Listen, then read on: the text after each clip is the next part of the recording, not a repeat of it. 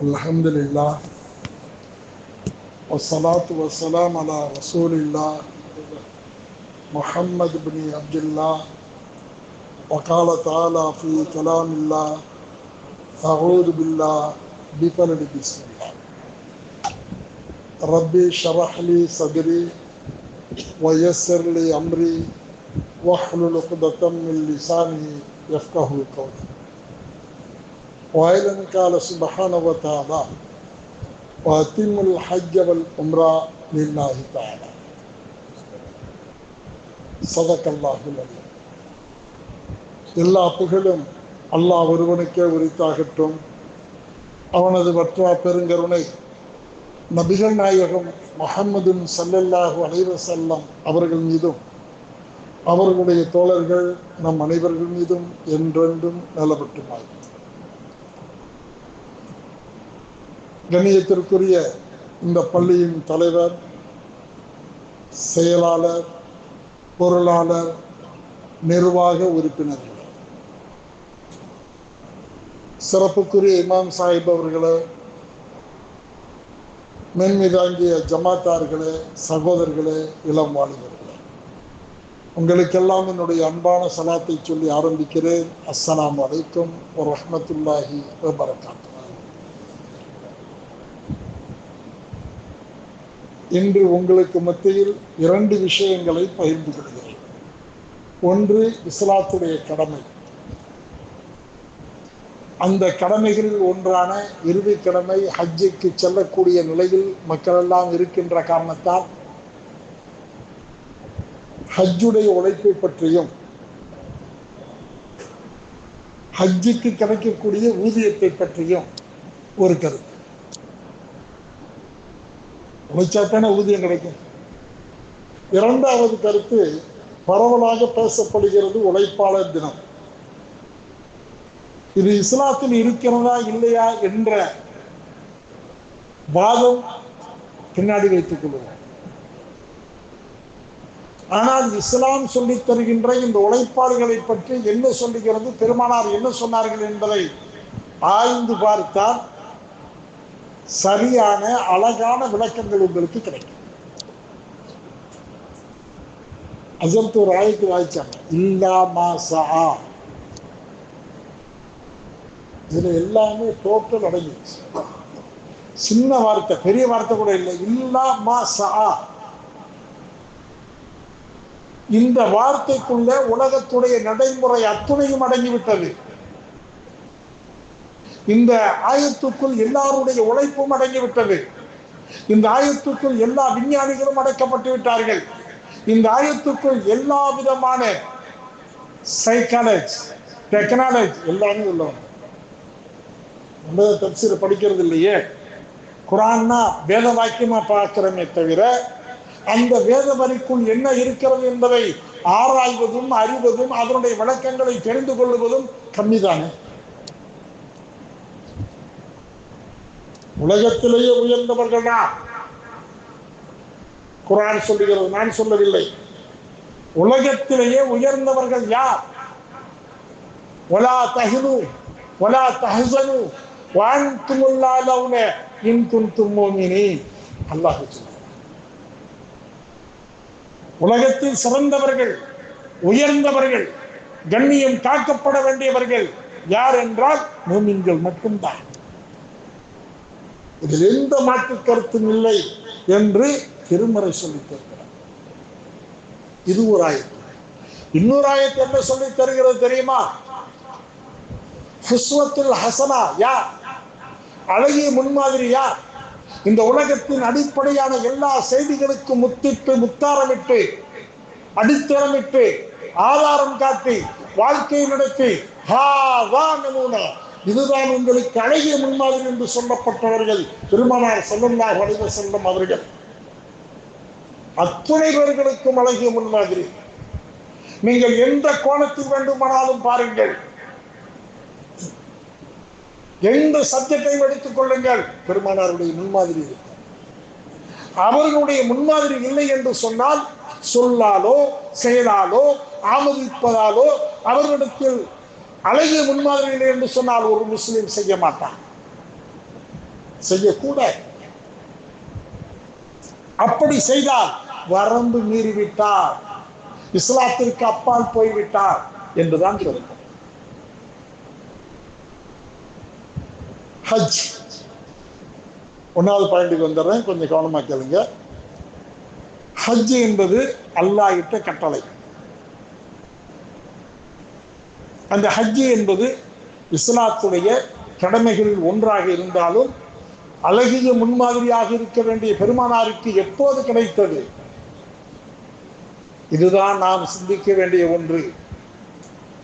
காலங்கள் மாறினாலும் அந்த கடமைகள் எப்போ கிடைக்கப்பட்டன என்பதை ஆய்வு செய்ய வேண்டும். இப்போ தௌராத் இருக்கிறது, 10 commandments சொல்றாங்க. நாம் தௌராத் வேதம் என்று அரபியிலும் நம்முடைய வழக்காட்டிலும் சொல்லுகிறோம். அந்த வேதத்தை கூட ஒன்றுமொத்தமாக அல்லாஹ் கொடுத்து, இதுதான் உனக்கு வேதம், இதை பின்பற்றிக்கொள் என்று மூசா அலைஹிஸ்ஸலாத்து வஸ்ஸலாம் அவர்களுக்கு கொடுத்தார். ஆனால் நம்முடைய நபி முஹம்மது ஸல்லல்லாஹு அலைஹி வஸல்லம் அவர்களுக்கு அந்த குர்ஆனை அப்படி கொடுக்கப்படவில்லையே. அந்த குர்ஆனுடைய இறங்குதல் அம்சம் எப்படி இருந்தது தெரியுமா? 23 years, 23 ஆண்டு காலம் அந்த குர்ஆன் கொஞ்சம் கொஞ்சம் கொஞ்சமாக இறங்கியது. என்ன அல்லாஹ் விளையாடுறாங்க? என்ன இதானப்பா உனக்கு வேதம் கொடுத்துட்டு உட்கார வேண்டியதானே? ஏன் இந்த 23 ஆண்டு காலத்தை காலமாக எடுத்துக்கொண்டார்? இது உலக மக்கள் சிந்திக்கிறார்கள், அறிஞர்கள் சிந்திக்கிறார்கள், ஆற்றல் படைத்தவர்கள் சிந்திக்கிறார்கள். பெருமானாருடைய அந்த இறங்குதல் என்ற இடம் இருக்கிறது. இந்தியாவில் இறக்கிருக்கலாம், ஜப்பான்ல இறக்கிருக்கலாம், மலேசியாவில் இறக்கிருக்கலாம், அழகான இடங்கள் இருக்கக்கூடிய எத்தனையோ நாடுகளில் பெருமானாரை இறக்கி இவர்களினுடைய தூதர் என்று அறிமுகப்படுத்தியிருக்கலாம். ஆனால் அந்த பாலைவனத்தில், கற்கள் நிறைந்த பாலை, மணல் நிறைந்த பாறை அல்ல, கற்கள் நிறைந்த பாலை, மலைகள் நிறைந்த பாலையில் இறக்கி அல்லாஹ் குர்ஆனில் சொல்லுகிறார். பெருமானார் ஸல்லல்லாஹு அலைஹி வஸல்லம் அவர்களுக்கு முன்னால் கொடுக்கப்பட்ட 5000 ஆண்டுகளுக்கு முன்னால் கொடுக்கப்பட்ட இப்ராஹிம் நபி அலைஹிஸ்ஸலாத்து வஸ்ஸலாம் அவர்கள் தன்னுடைய மனைவியையும் பிள்ளையும் கொண்டு போய் அந்த பாலைவனத்திலே விட்டு வர செய்த போது சொன்னபோது அல்லாஹ் என்ன சொல்கிறார்? உழைப்பின் ஊற்று அதுதாங்க. இன்னைக்கு உழைப்பாளிக்கு பேசுவது பொருத்தம் அல்ல. ஒவ்வொரு அணுவிலும் அல்லாஹ் கொடுத்த உழைப்பாளிகளுக்கு கொடுத்த ஒவ்வொரு இபாதத்திலும் பொத்திக் கொண்டிருக்கிறது கூலி. அதுதான் இஸ்லாம். 5000 ஆண்டுகளுக்கு முன்னால் அவர்கள் என்ன செய்தார்கள்? தன்னுடைய மனைவியையும் பிள்ளை இஸ்மாயிலையும் கொண்டு போய் பக்கா, இப்போ மக்கா, முன்னாள் பெயர் பக்கா, அந்த பக்காவிலே விட்டு விட்டு வா என்று அல்லாஹ்வுடைய உத்தரவை அப்படியே ஏற்று சென்றார்கள். அந்த பக்கா எப்படிப்பட்டது? இன்னைக்கு பார்த்தீங்கன்னா சொகுசான வாழ்க்கை என்று கேட்கறவங்க பூரா பேர் ஹஜ்ஜி. அந்த ஸ்டார் ஹோட்டல் போட்டு தெரியல, 5 ஸ்டார் ஹோட்டல் போட்டு தெரியல, எந்த ஹோட்டல் வேணாலும் தரலாம். உங்களுடைய அமைப்புக்கு தகுமான நம்ம தருவோம். அவ்வளவு வசதி நடந்த இடத்துல இதற்கு முன்னால் அப்படியே போய் பார்க்கிற 5000 ஆண்டுகளுக்கு பின்னால் போய் பார்த்தா அது எப்படி இருந்தது? அதைத்தான் அல்லாஹ் சொல்லுகிறார். விவசாயத்திற்கு லாயக்கற்ற இடம், வசதி இல்லாத இடம், தண்ணீர் இல்லாத இடம், பழங்கள் இல்லாத இடம், எதுவுமே இல்லை. அப்ப கொண்டு போய் 2 பேர் தான், ஹாஜரா இஸ்மாயில் குழந்தை, 2 பேர்களை விட்டு வர செய்தான் ரப்புல் ஆலமீன். விட்டு விட்டு சொல்லுகிறார்கள், துஆ செய்கிறார்கள். அந்த துஆவில் இருக்கிறது ஊதியம், அந்த துஆவில் இருக்கிறது உழைப்பு, அல்லாஹ்வுடைய ஆயத்தில் இருக்கிறது உழைப்பின் ஊதியம். முஸ்லிம்கள் சிந்திக்கவில்லை, இஸ்லாமியர்கள் புரியவில்லை. இன்று அருமை சகோதரர்கள், சக சமுதாய பெருமக்கள் உள்ள போய் ஆராய்ந்து பெருமானாரை பற்றி தெரிந்த அளவுக்கு நம்முடைய கடிமா தோழர்கள் புரியவில்லை. இதுதான் உண்மை. என்ன சொல்றாங்க ரப்பல் ஆலமீன்? முதல் கட்டம் இப்ராஹிம் நபி தன்னுடைய மனைவியை கொண்டு போய் விட்டு வரும்போது அது பக்கா ஒண்ணும் கிடையாது, மனித சஞ்சலமே இல்லை, எந்த தண்ணீரும் இல்லை. உழைப்பு என்ன? கொண்டு போய் விட்டார்கள். இதுதான் உழைப்பு. அந்த உழைப்பிலிருந்து பூத்ததுதான் காபத்துல்லாவுடைய வளர்ச்சி. அந்த உழைப்பில் பூத்ததுதான் காபத்துல்லாவுடைய மறுமலர்ச்சி. திரும்பும் போது ஒரு துவா செய்யணும். நான் பல வாட்டி சொல்லியிருக்கிறேன், வேற கோணத்துல பேசியிருக்கிறேன், இதே இடத்துல பல வாட்டி பேசியிருக்கிறேன். இப்ராஹிம் அலைஹிஸ்ஸலாத்து வஸ்ஸலாம் அவர்கள் இன்னைக்கு பாபு சலாம் தேடணும், போய் நின்று தேடணும். நீங்க போறப்ப இருந்துச்சா பாபு சலாம்? கரெக்டா பாபு சலாமியா தான் உள்ள போவாங்க. அந்த பாபு சலாம் முத்தாரம் இபாதத்துடைய அடிப்படை. ஆனா இப்ப எல்லாம் அந்த பாபு சலாத்தை தேட வேண்டியதா இருக்கு, அந்த மாற்றங்கள். அப்ப இப்ராஹிம் அலைஹிஸ்ஸலாம் போய் தன் விதத்தை விட்டுட்டு அப்படி திரும்பும் போது யாரும் இல்லை. உழைப்பால் உயர்ந்தது, அந்த உழைப்பின் மூலமாக கிடைக்கப்பெற்ற பாக்கியமே ஹஜ்ஜுடைய வடுக்கள். சொல்லக்கூடிய இந்த மக்காவுடைய வளர்ச்சி எந்த நாட்டிலும், எந்த ஊரிலும், எந்த தெருவிலும், எந்த வீட்டிலும் உழைப்பில்லை என்றால் அது மட்டு மடிந்து மௌத்தாகி போய்விடுமே தவிர வளர்ச்சி அடையவே அடையாது. இதுதான் இஸ்லாம். ஊதியத்தை பற்றி, உழைப்பை பற்றி யார் பேசுவது? என் ரப்பு பேசுகிறார், நம்முடைய ரசூல் பேசுகிறார்கள், நம்முடைய முன்னுள்ள நபிமார்கள் பேசுகிறார்கள். உலகத்து மக்கள் உணர வேண்டும், எங்களுக்குத்தான் அழகிய முன்மாதிரி இருக்கிறது.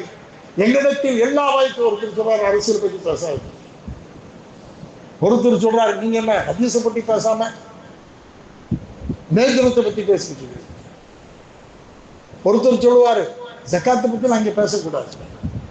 இது அவரவர்களுடைய விருப்பங்கள். இஸ்லாம் என்றால் நாங்கள் தான் அவசியம், இஸ்லாம் என்றால் நாங்கள் தான் மார்க்கம், இஸ்லாம் என்றால் நாங்கள் தான் உழைப்பாளி, இஸ்லாம் என்றால் நாங்கள் தான் ஊதியம் வழங்குகிறவர்கள், இஸ்லாம் என்றால் அல்லாஹுவை அடிபணிந்து ரசூலை பின்பற்றி முழுமையாக வாடுகிற போது இந்த உலகத்தில் இருக்கக்கூடிய சிஸ்டம் அத்தனை நமக்கு சொந்தம். கிளம்பும் போது இப்ராஹிம் அலைஹிஸ்ஸலாம் துஆ செய்றாங்க. சூரா இப்ராஹிமில் இந்த ஆயத்தில் இந்த வசனம் வருகிறது. செய்து பாருங்கள், உங்களுடைய குடும்பங்கள் பிரியாது, உங்களுடைய ஜமாத் உடையாது, உங்களுக்கு மத்தியில் கட்சிகள் பிரியாது. இன்னைக்கு எத்தனை கட்சிகள், எத்தனை மாதிரி பிரிஞ்சு கிடக்கிறோம். நான் சொல்லுவேன், எந்த முகவரியிலும் நீங்கள் இருங்கள். கலிமா என்றால், ஈமான் என்றால், இஸ்லாம் என்றால் ஒன்னாகுங்கள். இதான் என்னுடைய அடியானுடைய வேண்டுகோள். இப்ராஹிம் அலைஹிஸ்ஸலாம் அன்னி அஸ்கந்து, இந்த துஆ குர்ஆன்ல வருது. இறைவா, எதுவும் இல்லாத இந்த இடத்தில் நான் என்னுடைய மனைவியின் பிள்ளையை விட்டு செல்கிறேன். நாயக்கற்ற இடம், தண்ணீர் இல்லை, பழங்கள் இல்லை, எதுவும் இல்லை. இருப்பது ஒரு ஜக்கு தண்ணீர், கொஞ்சம் பழம்.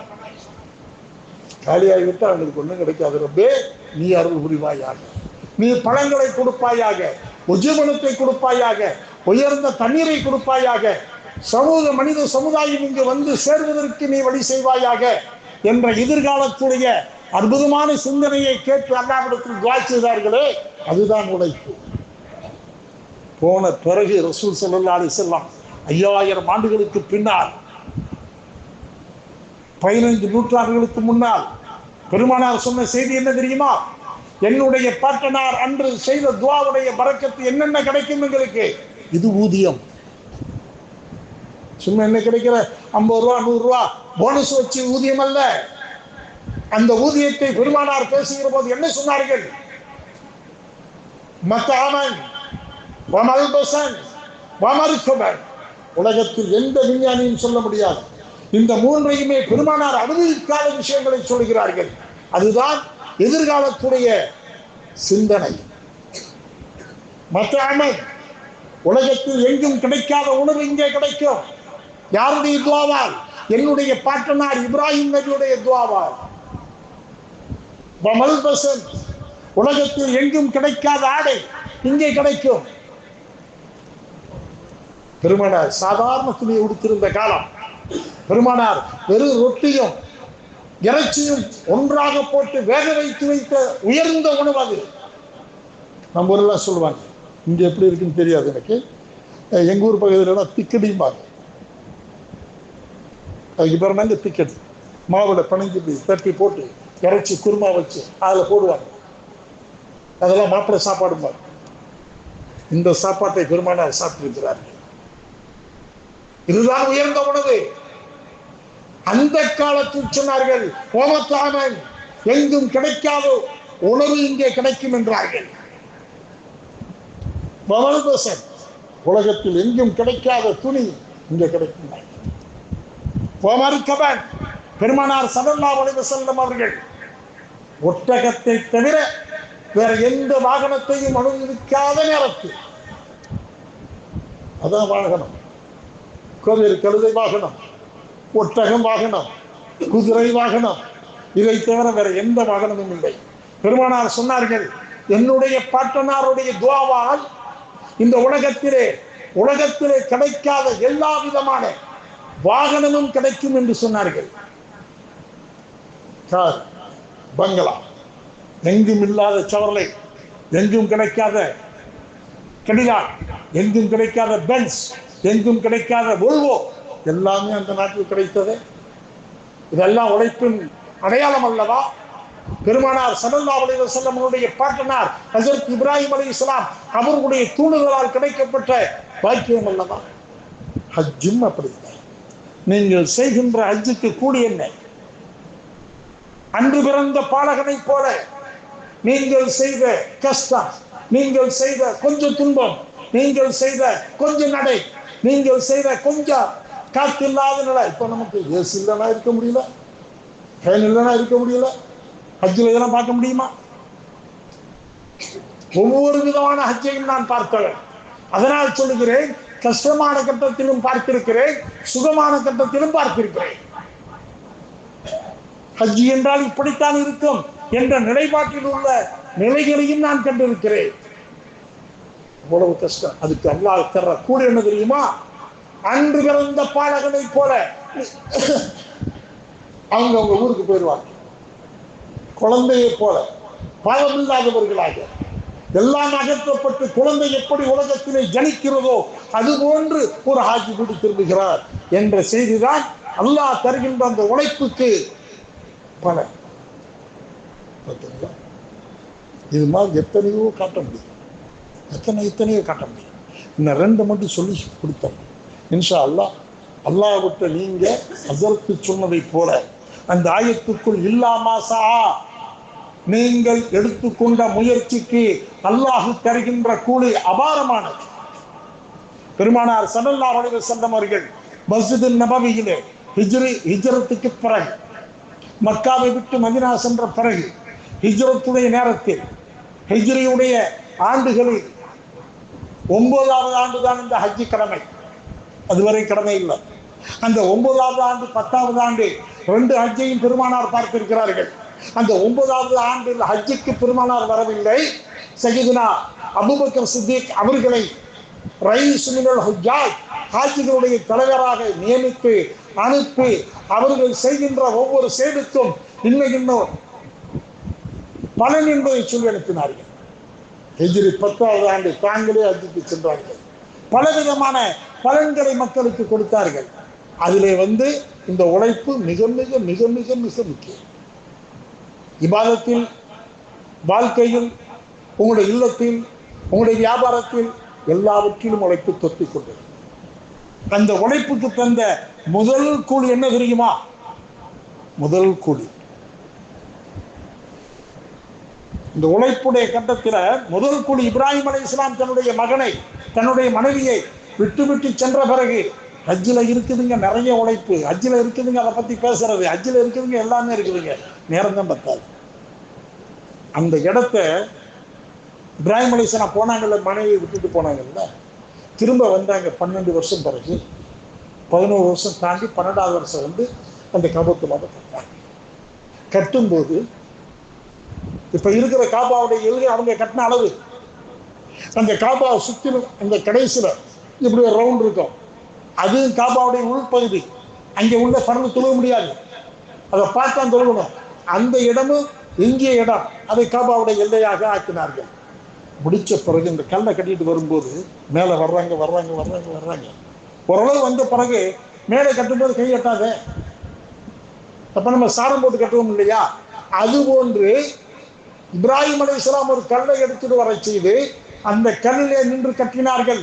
அந்த கல் அன்றைய காலத்திலேயே, அறிவுகள் பிறக்காத காலத்திலேயே, விஞ்ஞானங்கள் தோன்றாத காலத்திலேயே லிப்ட போல மேல போச்சு. இதான் ரப்புடைய சக்தி.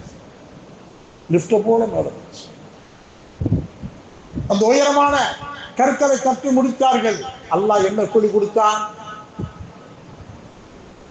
மகாமே இப்ராஹிம், இப்ராஹிம் நபி நின்று கட்டிய அந்த இடத்தை முசல்லா, தொழுகிற இடமாக ஆக்கினோம். இதை விட கூலி என்னங்க இருக்குது? இதை விட அல்லாஹ் என்ன கூலி கொடுப்பான்? இப்ராஹிம் நபி நின்ற அந்த கற்களுடைய இடத்தில், கல்லுடைய இடத்தில் அல்லாஹ் நீங்கள் தவாபு செய்துவிட்டு அந்த இடத்தில் நீங்கள் 2 ரக்காத்து தொழுங்கள் என்று கூலியை கொடுத்தார். உலக மக்கள் எல்லாம் தொழுக தொழுக அந்த பாக்கியங்கள் பூரா நபி இப்ராஹிம் அலைஹிஸ்ஸலாத்துக்கு போய் சேராதா? அதே போன்றுதான் அழைத்து செல்லுகிறீர்கள், உலமாக்கள் வழிகாட்டுகிறார்கள்.